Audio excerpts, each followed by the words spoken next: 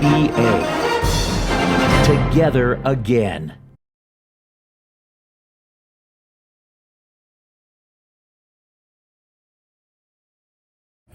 Hello, my name is Tykeem Rainey, and this is Booher. We're the directors at Rainey High School from San Antonio, Texas. This year at TBA, we'll be doing a presentation and a demonstration that will serve as a guide for recruiting techniques for your color guard, maintaining and creating a training program, establishing a working environment with various budgets, and growing your color guard staff. All right, so this exercise is called carves. In this exercise, what we're working on is understanding how to carve through space and different energies and speeds. So the first section is going to be in 4s, and it's very augmented. The second section is going to be in 2s. It's a little bit faster, but still augmented. And in the last section, we're going to be moving in 1s, and it's very, very smooth. After that, we're going to transition to the left side. And while we transition, we're going to do something called a tag, which incorporates different choreographic skills at a beginner/intermediate level to kind of get them used to moving on and off their dot, changing their orientation, and different hand manipulations and grabs.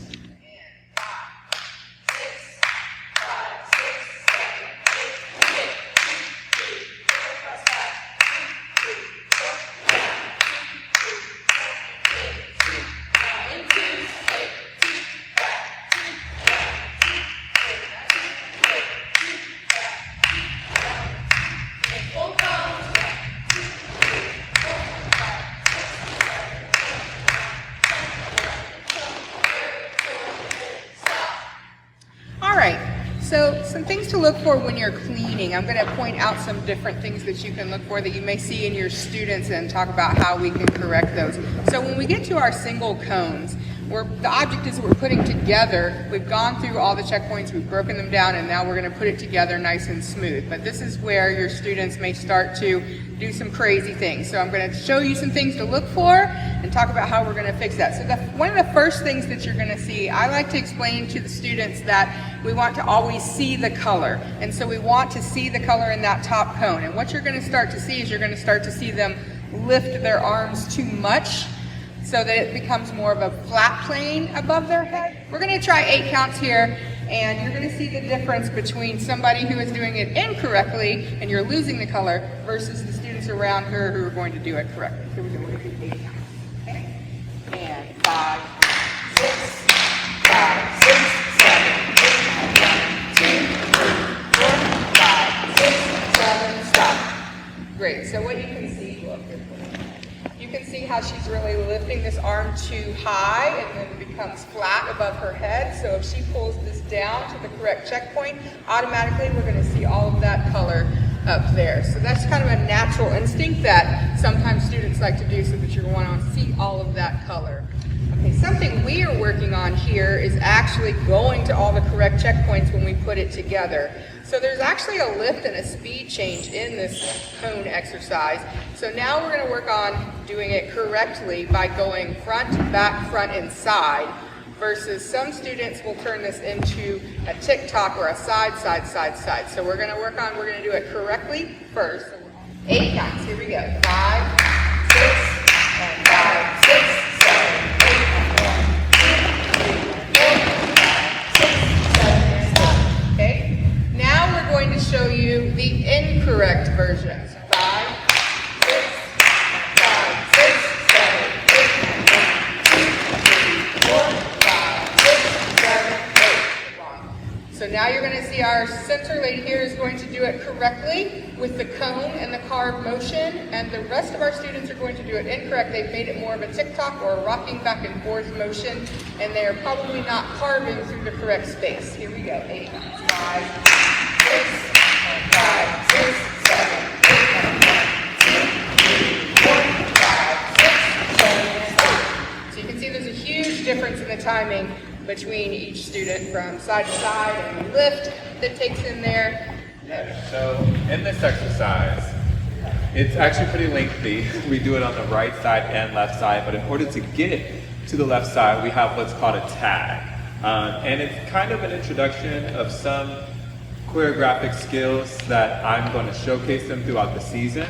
And it's very beneficial for our new members. So actually, even right now in this block, The last row is all new members joining the Reagan BE this year. For them, I think this exercise is probably going to be the most beneficial just because, again, it kind of goes through different types of energy that we use, whether it's bound in the first 4 and the 2s, and then in the 8s or the singles, like as we were talking about, it's a little bit more free. Now, the tag incorporates both of those different styles. In terms of difficulty, it's something kind of in the beginner intermediate level, but this is exactly the level I feel that you should kind of start with when you're introducing different choreographic skills and building upon those techniques.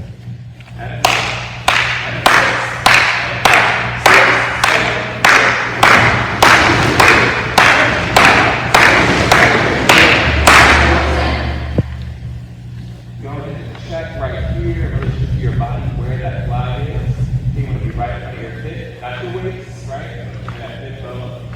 So we can press it down. So here in the back. So press it down, the flagpole. Yes. Awesome. Now let's see an entire pattern. I want to be 16 plus 8. That's running your steps. Nice and tall. Think about that spine. 16 and 8 all the way through. And here.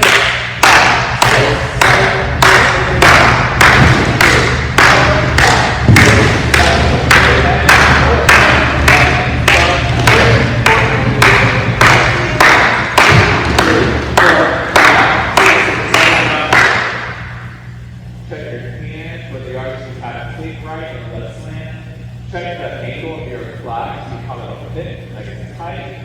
If you're unsure, just check out your flagpole, don't be afraid to sit down. Yes, and look to the front. Right. All right, so even within that little bit of a phrase, you can see that we kind of took our body off center a little bit here. As we go up in releve, we kind of take the spine off center. It allows them to move, so then we can start to practice how to clean in the dot, right? If I'm standing center of my dot here, all of this body kind of takes them off, so then we can focus on getting back to the dot, which is a huge thing that all of us will be talking about throughout the fall season, am I right? We're gonna take 8 counts. Watch the different speed within this.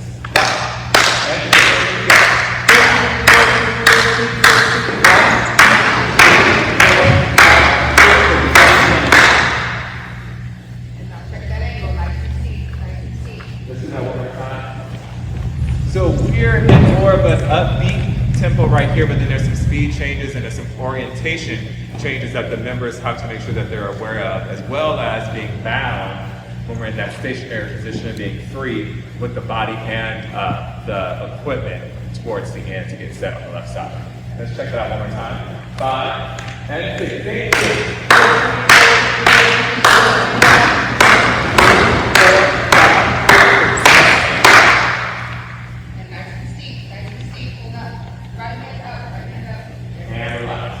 So if I were to clean those last 8 counts, that's a lot that's happening within those last 8 counts. But what I will focus on first is the energy.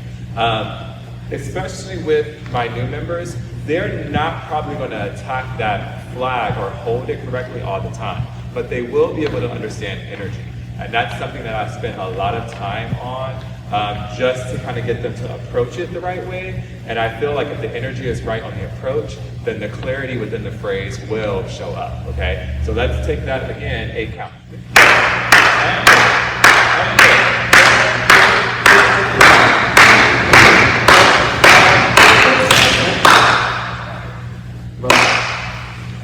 And as you noted, a much better rep just because the energy and the approach was correct. Of course, we can talk about hand positions, but that's something that actually is being clarified in the first part of the carve exercise. I would again talk about the energy first, then I will begin to look at the lower body.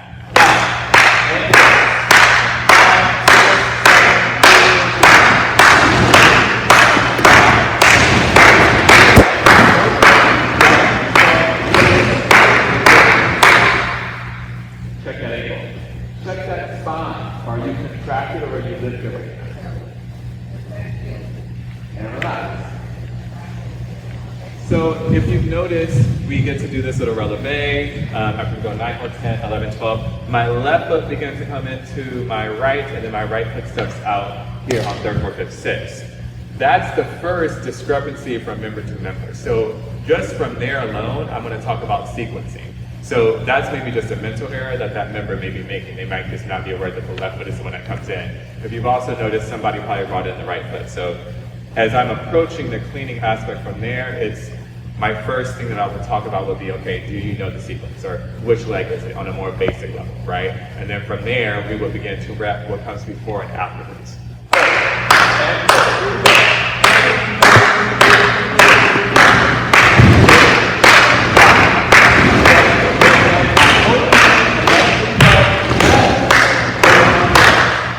Check that ankle, relax those shoulders. And then obviously, I'm an animated educator. I love to kind of get into the choreography with my body. I've found out that that also helps movers as well, but just reminding them of which leg or which body part or appendage is doing whatever it needs to do within the choreography, that's also a way to help them as well. But again, energy is the first thing I like to talk about when I'm clarifying a phrase. Then from there, I like to get into the nitty gritty of hand placements, lower body contribution, and just timing. But timing will correlate with energy, because usually if the approach is correct, the timing will also be correct as well.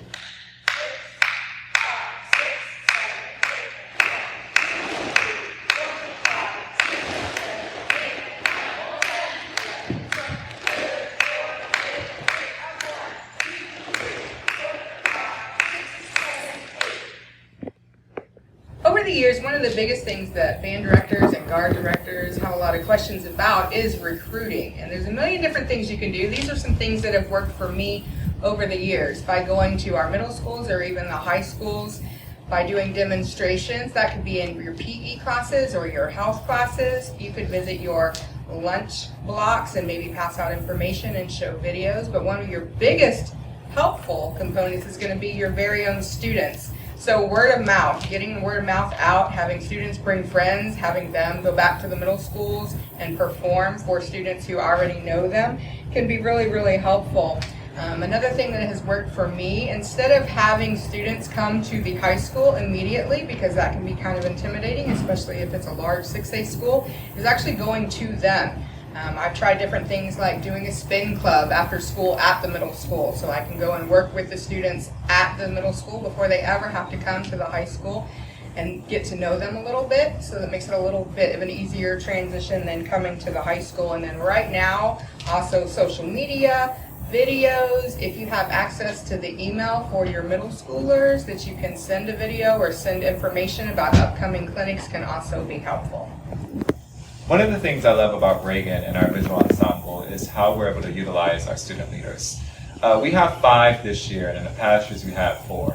And what they were able to do for us is kind of help make rehearsals so much smoother. Most directors have a ton of things to do, whether it's emails or returning phone calls to costume companies, flag production companies, trying to get the agenda or the plan of rehearsal from the director.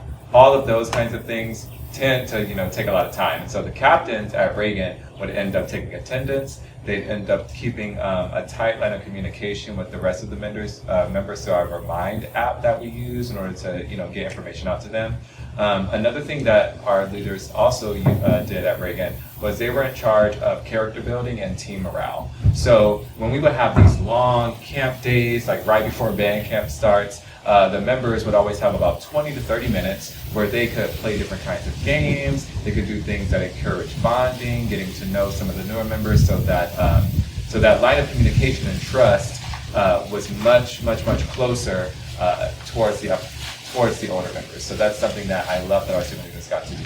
I love utilizing that because I am an older person and I may not know what is hit to the new rising 14-year-old high schooler. So utilizing our student leaders in that way kind of really allows the freshmen to feel connected and a part of the Reagan Visual Ensemble.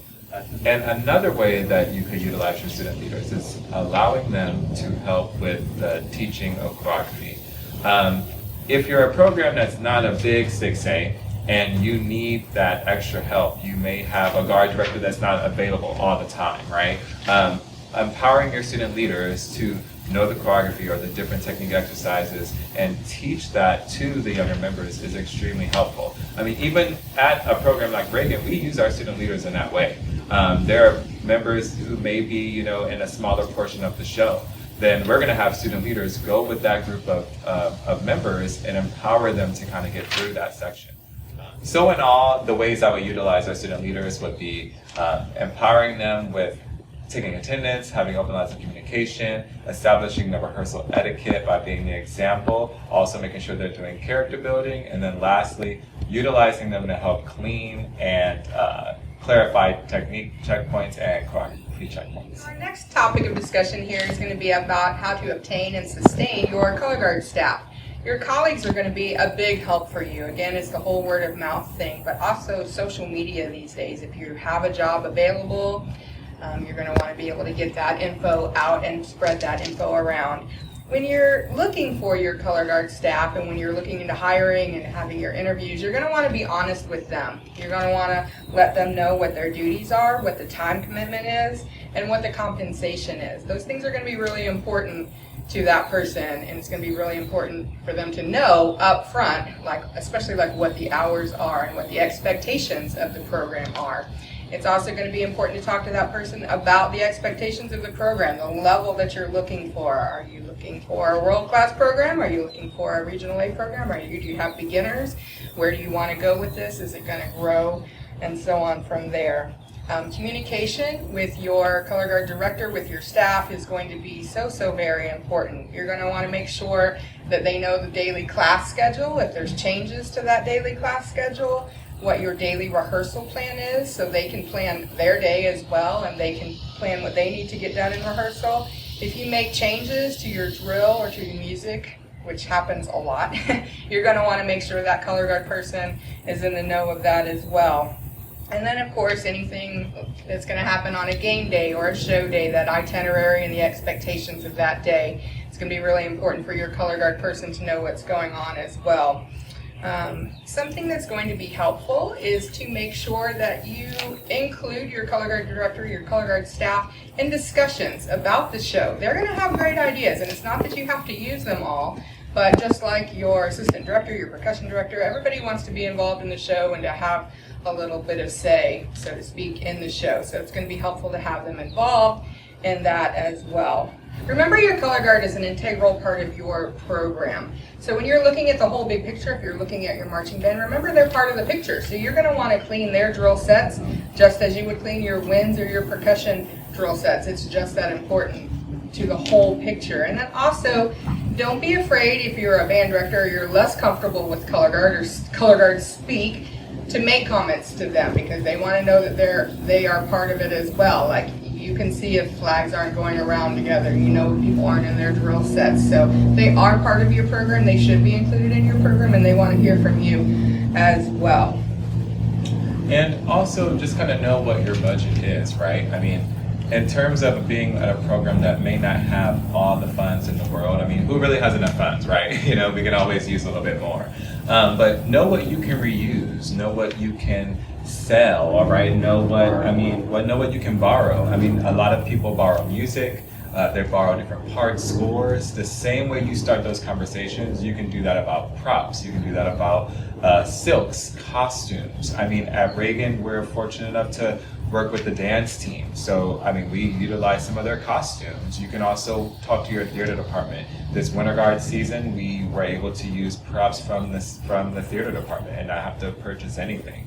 Also, just know within your community, if you're a director that may not have a color guard person that's there full time or a color guard person at all, and you have to do double duty, don't be afraid to reach out on social media and ask for help. I know Kim and I love to offer any assistance when we can to programs that need it. We also know a few people that are looking for work and that would love to be able to help out as well. So just kind of know your budget and don't let that refrain you from trying to do everything it is that you would like to do and provide a great experience for your program and your students. I'm Tykeem Rainey. And I'm Kim Booher. Thank you so much for watching.